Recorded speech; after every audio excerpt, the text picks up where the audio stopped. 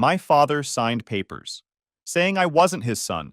I used them when he sued me for support. Now he is begging. My father spent $40,000 on high-powered attorneys to legally prove I was illegitimate, so he could cut me out of my grandfather's trust. 10 years later, he sued me for $3,500 a month in support because he was my dad. My name is Ethan. I'm 34 years old, a biotech researcher living in Boston. And until last month, I thought the file on my childhood was closed. I thought the ink was dry and the wounds had scarred over enough that I could forget about them. I was wrong. The past doesn't die. It just waits for you to make enough money to be worth haunting. I was sitting in my lab waiting for a centrifuge to spin down when security called up to my floor. There was a process server in the lobby asking for me by name. I figured it was a subpoena related to some patent dispute or another.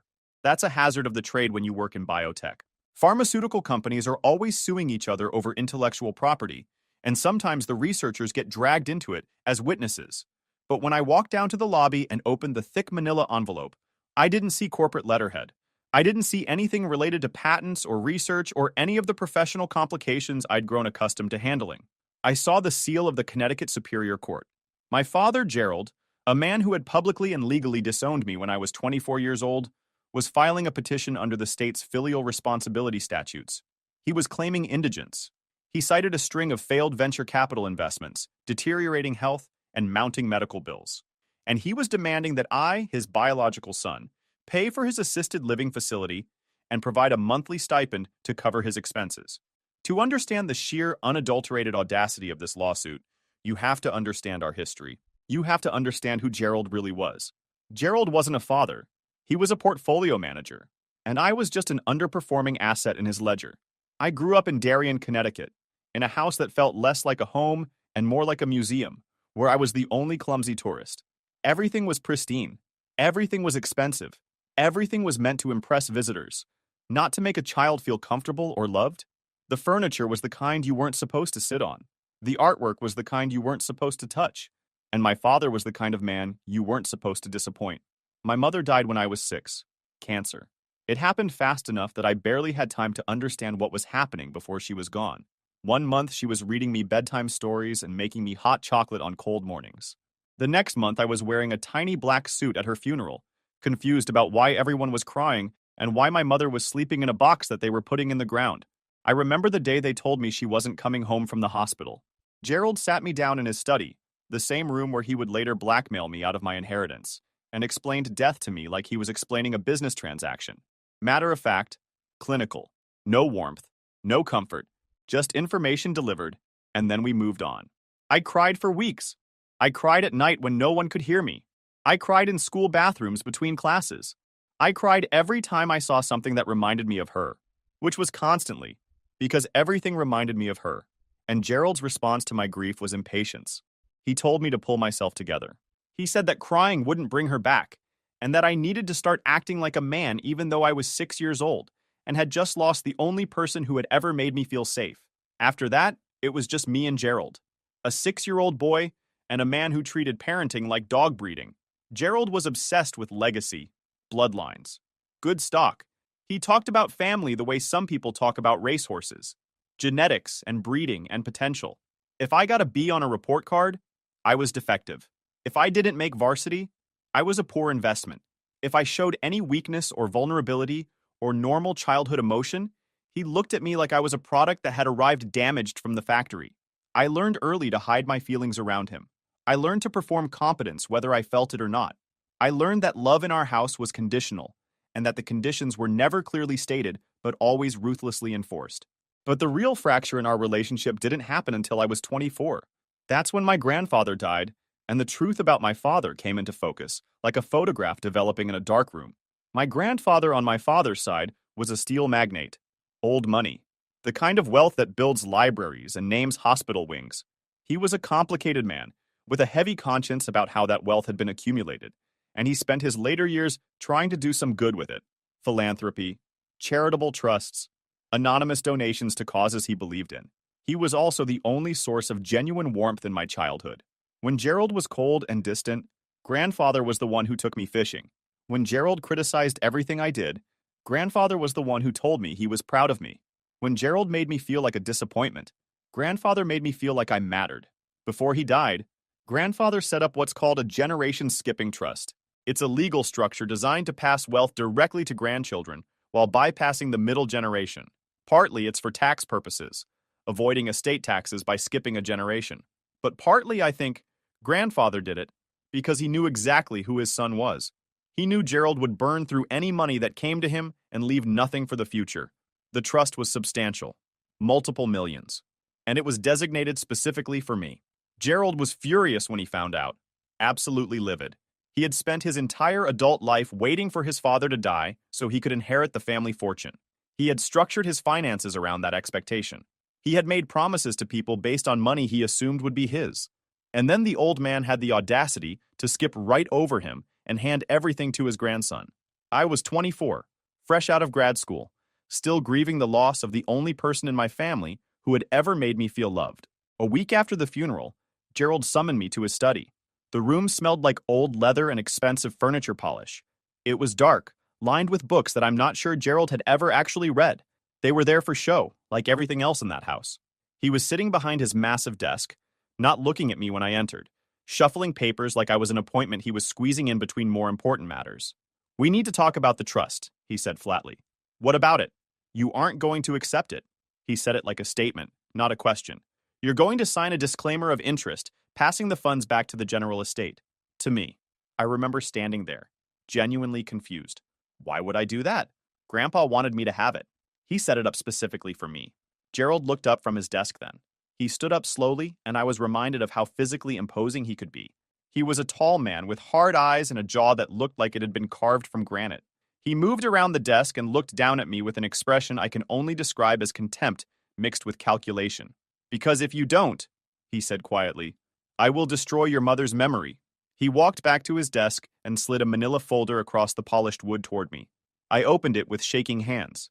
Inside were photographs, grainy, clearly taken with a long lens, dated from the year before I was born. My mother with another man, embracing, kissing. The images were intimate and damning. "She was unfaithful, Ethan." Gerald's voice was cold, clinical. "I've known for years. You aren't my biological son. You're the offspring of her tennis instructor. I raised you out of charity, out of respect for the vows I made, even though she broke hers. But I will be damned if I let my father's money go to a stranger's blood." I felt the air leave the room. My lungs stopped working. My heart stopped beating. Everything stopped except for the ringing in my ears and the photographs swimming in front of my eyes. "You're lying," I whispered. "Try me." Gerald's lips curled into something that wasn't quite a smile. "If you claim that trust, I will file a lawsuit contesting paternity. I will drag her name through the mud in every tabloid in New England. Everyone will know she was unfaithful. Every person who remembers her, every friend she had, every colleague, everyone will know exactly what kind of woman she really was. Is that what you want? To protect your bank account at the cost of her dignity?" I was young. I was heartbroken. I worshipped the memory of my mother because she was the only parent who had ever shown me genuine love. The thought of her being publicly shamed, even posthumously, made me physically ill. I could taste bile in the back of my throat. I looked at this man who had raised me with nothing but cold indifference for 18 years. And I realized something in that moment. He didn't care about me. He had never cared about me. I was a line item in his budget, an obligation he had fulfilled with minimal investment. The only thing he cared about was the ledger, the money. "Fine," I said, my voice shaking. "Keep the money. I don't want it. I don't want anything from you ever again." But Gerald wasn't satisfied with a handshake agreement. He wanted legal armor. He wanted documentation. He wanted to make sure I could never change my mind and come back for what was rightfully mine.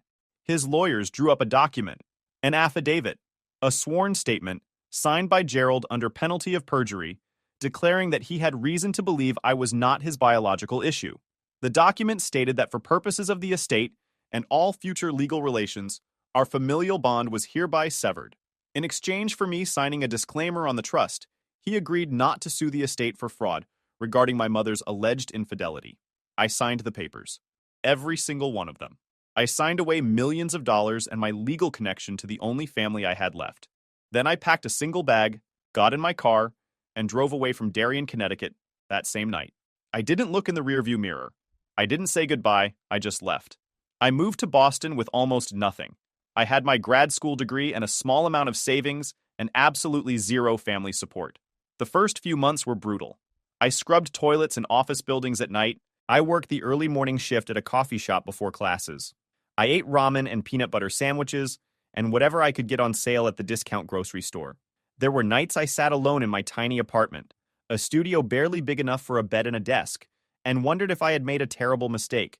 I could have fought. I could have challenged the affidavit. I could have dragged Gerald into court and exposed his lies and maybe gotten my inheritance back. But every time I considered it, I thought about years of litigation. I thought about depositions and discovery and expert witnesses. I thought about seeing Gerald's face across a courtroom, hearing his voice, having to speak to him and about him, and be constantly reminded of everything he had taken from me. I thought about the toll it would take on my mental health, on my ability to focus on my work, on my chance to build something new. So I kept moving forward, one day at a time, one shift at a time, one exam at a time. I built a career in genomics through sheer stubbornness. I was good at the work, and I was willing to put in hours that other people weren't. I stayed late in the lab when everyone else went home. I read papers on weekends. I published research that got noticed by people who mattered. Slowly, incrementally, my life started to take shape. It wasn't easy. There were setbacks and disappointments and moments when I wanted to give up. But I didn't have the option of giving up. I had burned my bridges with Gerald, and there was no safety net waiting to catch me if I fell. Success was the only path forward, so I walked it. I met my wife, Rachel, at a conference 3 years after I left Connecticut. She was presenting research on gene expression, and she was brilliant and funny, and she laughed at my terrible jokes. Our first date was coffee that turned into dinner, that turned into talking until 2 in the morning. She didn't come from money.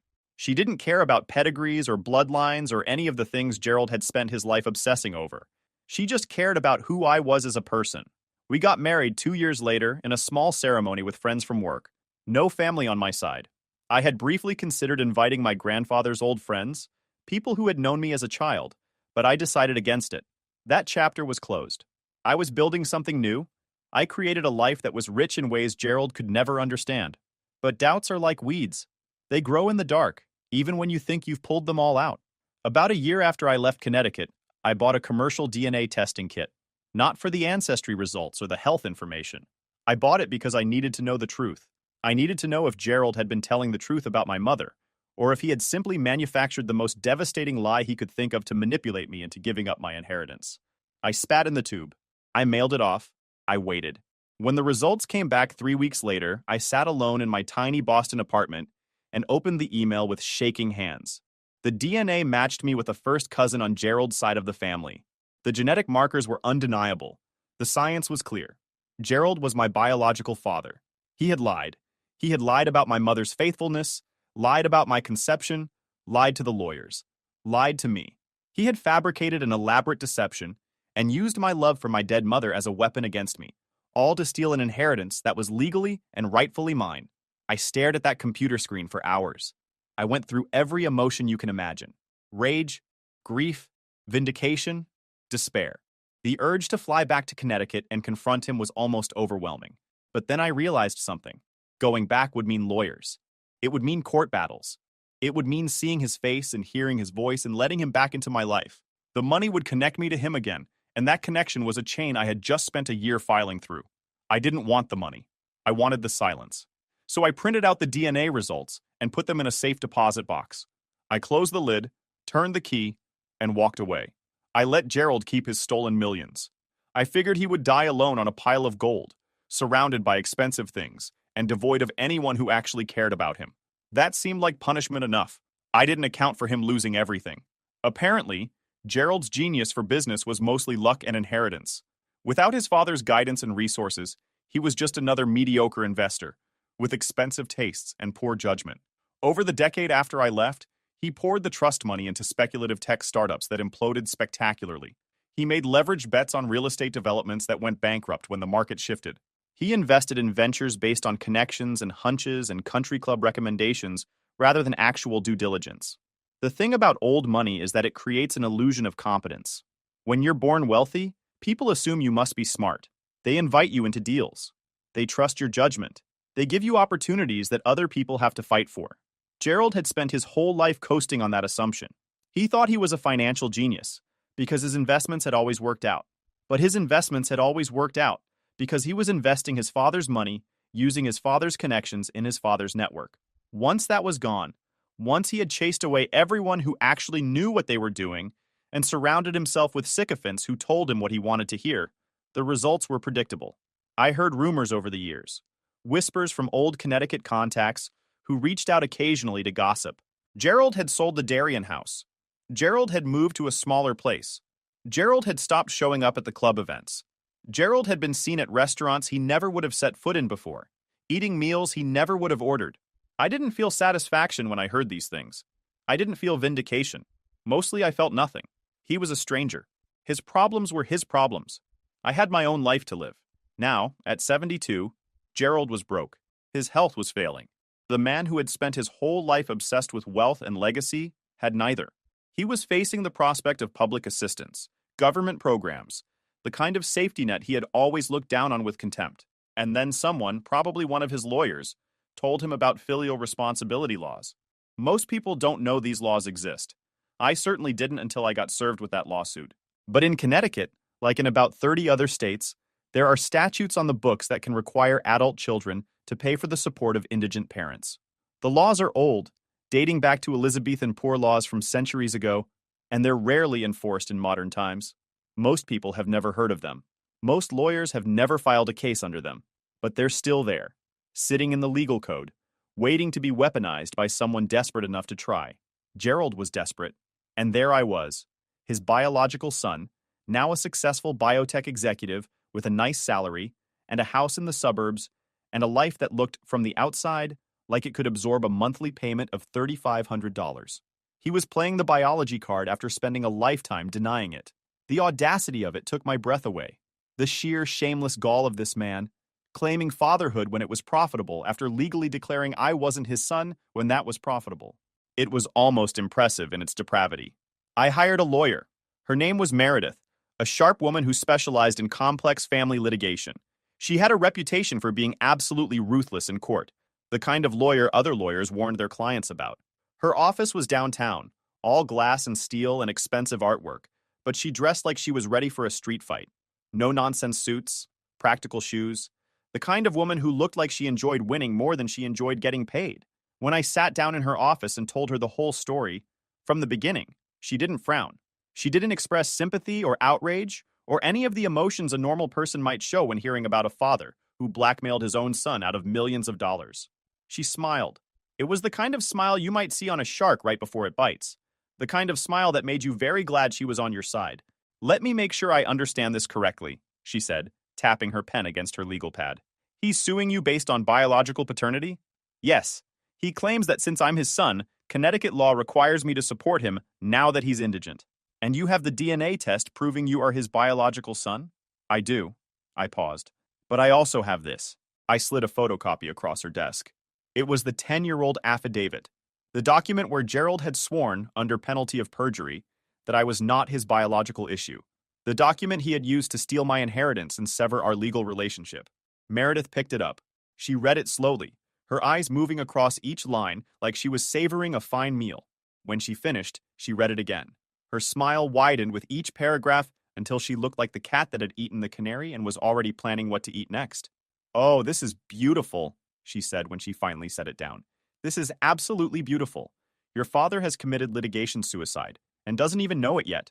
Can we win?" I asked. Meredith looked me dead in the eye. Her expression was pure confidence. "Ethan, we aren't just going to win. We're going to make case law. They're going to teach this case in law schools." The court date was set for a gray Tuesday in November. The kind of day where the sky looks like concrete and the air bites at your face when you walk from the parking lot to the courthouse. The trees were bare, dead leaves scattered across the sidewalk. Everything looked cold and final. I wore my best suit. Navy blue, well-fitted, the kind of suit you wear when you want to project success without being flashy about it. I felt calm in a way I hadn't expected. For 10 years, I had carried the weight of what Gerald had done to me, dragging it behind me like a chain attached to my ankle. Now I was about to set it down. I hadn't seen Gerald in a decade when he was wheeled into the courtroom.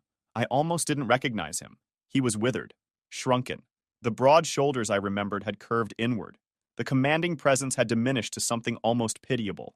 He was in a wheelchair, pushed by a home health aide who looked like she would rather be anywhere else. But the arrogance was still there. I could see it in the set of his jaw, in the way he held his chin up even as his body failed him. The entitlement was etched into the deep lines around his mouth.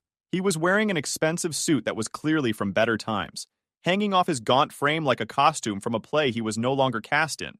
He looked like a king in exile, still expecting the throne while sitting in the gutter. Gerald didn't look at me when he entered. He looked straight at the judge, a stern man named Judge Morrison, who had a reputation for having zero patience for family dramatics. Morrison had been on the bench for 30 years and had clearly seen every variety of human dysfunction. His expression suggested he had already decided this was going to be a waste of his time. Gerald's lawyer stood first. His name was Prescott, a bottom feeder in an expensive suit who clearly specialized in whatever cases paid the bills. He had the look of a man who had stopped believing in his clients a long time ago, but still needed to make his mortgage payments. Prescott launched into his opening argument with theatrical sincerity. He painted Gerald as a devoted father who had fallen on hard times through no fault of his own, a man who had sacrificed everything to raise his son, only to be abandoned in his hour of need by an ungrateful child who had achieved success and turned his back on the man who made it all possible. "Your Honor," Prescott said, gesturing toward Gerald's wheelchair with practiced sympathy, "the statute is clear. The defendant has substantial financial means. His father is destitute and in failing health. The biological link between them is irrefutable. We have submitted a recent paternity test ordered by my client, which confirms a 99.9% genetic match. All we are asking for is the statutory support required by Connecticut law. We are simply trying to keep an old man off the streets." It was a compelling narrative. If you knew nothing about our history, you might have felt sorry for the old man in the wheelchair. You might have wondered what kind of son would abandon his elderly father to poverty. Then it was Meredith's turn. She didn't use the podium. She stood right next to me, her hand resting on my shoulder, in a gesture of solidarity that I knew was calculated for the judge's benefit. Everything Meredith did was calculated. That's what made her so effective. "Your Honor," Meredith said, her voice cool and clear, "we do not dispute the plaintiff's current financial status. We have reviewed his documentation, and we accept that he has, through his own poor decisions, rendered himself indigent. Nor do we dispute the accuracy of the DNA test he has submitted. The genetic science is clear." She paused. The courtroom was silent. "However, we move for immediate dismissal based on the doctrine of judicial estoppel." Judge Morrison raised an eyebrow. "Explain, counselor." "Judicial estoppel prevents a party from taking a position in a legal proceeding that is directly contrary to a position they successfully took in an earlier proceeding." Meredith turned to look directly at Gerald as she spoke. "Essentially, Your Honor, you cannot tell one court that the sky is blue in order to win a case, and then tell another court that the sky is green in order to win a different case. The law does not permit such fundamental inconsistency." She walked toward the bench and handed a document to the bailiff. 10 years ago," Meredith continued, her voice gaining an edge, "Gerald Ashford coerced my client into disclaiming a multi-million-dollar inheritance. He achieved this through a calculated campaign of emotional manipulation and legal maneuvering. Central to this scheme was an affidavit, sworn under oath and filed with the probate court, in which Gerald Ashford declared that Ethan Ashford was not his biological son." The courtroom went dead silent. I watched Gerald's face. For the first time since he had entered, he looked at me. His eyes were wide. His mouth opened slightly. He clearly had not expected this. His lawyer looked confused and alarmed, frantically flipping through his own papers. Prescott had clearly not been told about the affidavit. Gerald had hired him to file a simple support petition, probably assuring him it would be straightforward. He had neglected to mention the inconvenient paperwork from a decade earlier. "This is Exhibit A," Meredith said, holding up the document. "An affidavit of non-paternity, signed by the plaintiff, dated June 14, 2014. In this document, Gerald Ashford states under oath, and I quote, 'I have irrefutable evidence that Ethan Ashford is not of my biological issue, and I hereby sever all familial recognition and legal connection to him.'" She let the words hang in the air. He used this sworn statement to secure sole control of his father's trust fund. He presented it to the probate court as evidence that my client had no claim to the inheritance. The court accepted his representation, and the trust was dispersed according to his wishes. Meredith turned back to face the judge. "So, Your Honor, we have a dilemma. Either Gerald Ashford committed perjury and fraud 10 years ago when he told the probate court that my client was not his son, or he is lying to this court today when he claims my client is his son. It cannot be both ways. The law does not permit him to be a father when it is profitable and a stranger when it is convenient. He made his choice a decade ago. He signed documents. He swore oaths. He cashed checks. He doesn't get to unring that bell just because the money ran out. Judge Morrison picked up the old affidavit. He read it slowly, his expression unreadable. Then he picked up the new DNA test that Gerald had submitted. He looked back and forth between the two documents like a man comparing a receipt to a bill and finding the numbers didn't match. "Mr. Prescott," the judge said, his voice dropping to a dangerous register, "did your client inform you of this prior affidavit?" Prescott's face had gone a sickly shade of gray. He looked at Gerald with an expression of dawning horror, like a man who had just realized he had stepped into quicksand. "No, Your Honor," Prescott said. "I was not informed of this document. I was not made aware of these prior proceedings." "Mr. Ashford," Judge Morrison addressed my father directly, "did you sign this affidavit?" Gerald shifted in his wheelchair. He looked older than he had just minutes before. The arrogance was cracking, revealing something desperate and cornered underneath. I was upset at the time," Gerald said.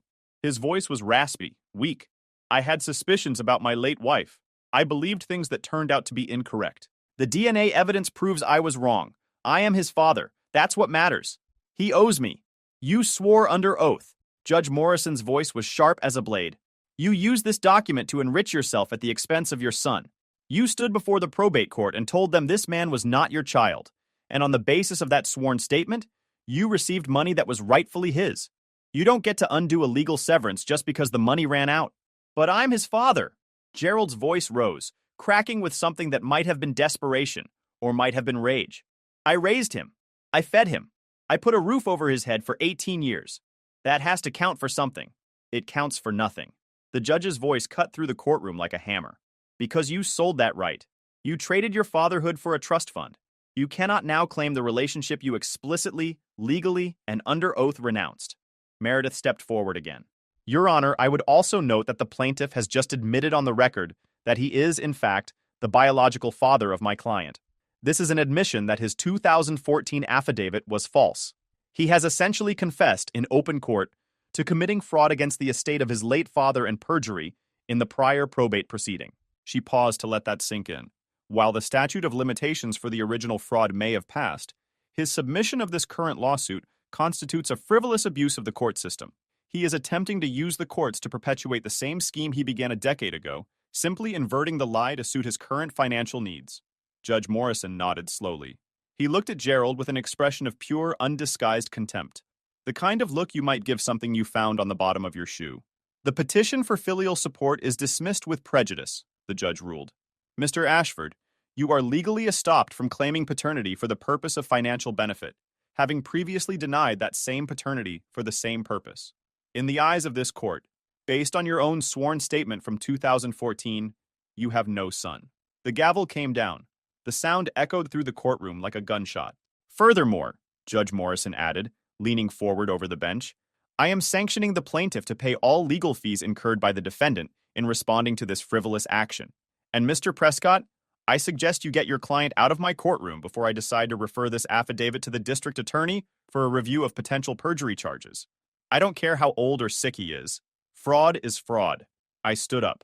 My legs felt strange, like they belonged to someone else.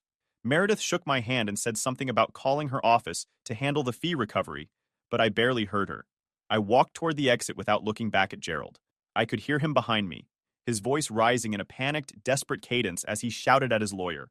He was demanding to know how this had happened, insisting there must be something they could do, threatening to file appeals and complaints and lawsuits against everyone involved. But it all sounded distant, muffled, like noise from a television playing in another room. I pushed through the courthouse doors and walked out into the gray November afternoon. The cold air hit my face, and I breathed it in deeply. It tasted like freedom. My phone buzzed in my pocket. A text from an unknown number. "Ethan, I know you have money. You can't let me starve. I'm your flesh and blood." I looked at the message for a long moment. I felt a familiar twinge somewhere in my chest. The old, conditioned response. The trained need to please him, to prove my worth, to earn the approval he had never given freely. But then I thought about the affidavit. I thought about the lies he had told about my mother. I thought about the photos he had used to blackmail me, the accusations of infidelity that the DNA had proven false. I thought about 10 years of silence, while he spent money that should have been mine, never once reaching out, never once checking to see if I was alive or dead. I typed my reply slowly. Reply: according to the affidavit you signed, I'm the son of a tennis instructor. You should ask him for money. I hit send. Then I blocked the number. The story didn't end quietly. It couldn't, because Gerald hadn't just sued me. He had exposed himself. Court transcripts are public record in Connecticut. Within a week, the details of the hearing were circulating through the tight-knit, gossipy world of New England old money. The country club said that Gerald had spent his whole life trying to impress learned that he had committed fraud against his own father's estate to disinherit his son. They learned that he had signed documents swearing I wasn't his child, then turned around and demanded money from me because I was. People in those circles talk. They gossip over golf games and dinner parties and charity events. Within a month, everyone who mattered in Gerald's world knew exactly what he had done. The word fraud spreads through high society like wildfire. Nobody wants to be associated with a fraud. His remaining friends abandoned him. The country club he had belonged to for 40 years revoked his membership. 2 weeks after the trial, his last investment partner filed a lawsuit accusing him of misrepresenting assets in a deal from 6 years earlier. The lawsuit named specific instances where Gerald had inflated numbers to secure funding. It was a civil case, but the discovery process unearthed emails that got forwarded to the state attorney general's office. Gerald ended up in a state-run care facility. Fluorescent lighting, linoleum floors, meals on plastic trays. The kind of place funded by the same taxpayer programs he had spent his whole life voting against. 3 months after the trial, I got a call from Meredith. The fee sanctions had been processed. Gerald's remaining assets, a small investment account he had tried to hide, had been liquidated to cover my legal costs. The check was already in the mail. Pow. $22,000. It wasn't the millions he had stolen from me, but it covered what I had spent defending myself against his nonsense, plus a little extra. I donated the extra to a scholarship fund for first-generation college students. Kids trying to make something of themselves without family money backing them up. Felt appropriate. A few months later, a package arrived at my house from a lawyer handling Gerald's affairs. The facility had limited storage, and Gerald had been forced to surrender most of his personal effects. Someone had decided to send a box of items to me. Most of it was junk. Old papers. Random trinkets. But at the bottom of the box was a photo album. I opened it. The album was full of pictures of me. Me learning to ride a bike. Me at graduation. Me winning a science fair. For about 10 seconds, I wondered if maybe he had cared after all. Then I turned one of the photos over. It was a picture of me at 10 years old, holding a first-place trophy. On the back, in Gerald's handwriting, investment cost to date, $42,000. ROI pending. I flipped through more photos. Same thing. Dollar amounts. Cost calculations. Performance notes. He hadn't kept them because he loved me. He kept them as receipts. I took the album to the fireplace that night, built a fire, fed the photos in one by one, and watched them burn. 6 months after that, I got a promotion at work. Head of my department. The announcement went out in the company newsletter and got picked up by a few industry publications. My name was in the news for the right reasons. A week later, a letter arrived. No return address, but I recognized the handwriting. Gerald had somehow gotten access to a pen and paper. The letter was 3 pages of rambling accusations. I had stolen his legacy. I had turned everyone against him. I had abandoned him when he needed me most. He demanded that I visit him. He demanded that I apologize. He demanded that I acknowledge everything he had sacrificed to raise me. At the bottom, he had written, "You owe me. You will always owe me. I made you." I read the whole thing. Then I walked to my home office, pulled out the DNA results I had kept in my files for over a decade, and made 3 copies. I mailed one to the lawyer who had sent me the box of Gerald's things, with a note explaining what it was and suggesting it be added to any official records. I mailed one to the district attorney's office that had received the referral from Judge Morrison, in case they ever decided to pursue the perjury angle. The 3rd copy I kept. Then I took Gerald's letter, folded it neatly, and mailed it back to him with a single post-it note attached. The post-it said, "Per your 2014 affidavit, I'm not your son. Please direct all future correspondence to the tennis instructor." I never heard from him again. If you enjoyed this video, please hit that subscribe button. It really helps the channel and help us bring you more and better stories. Thanks.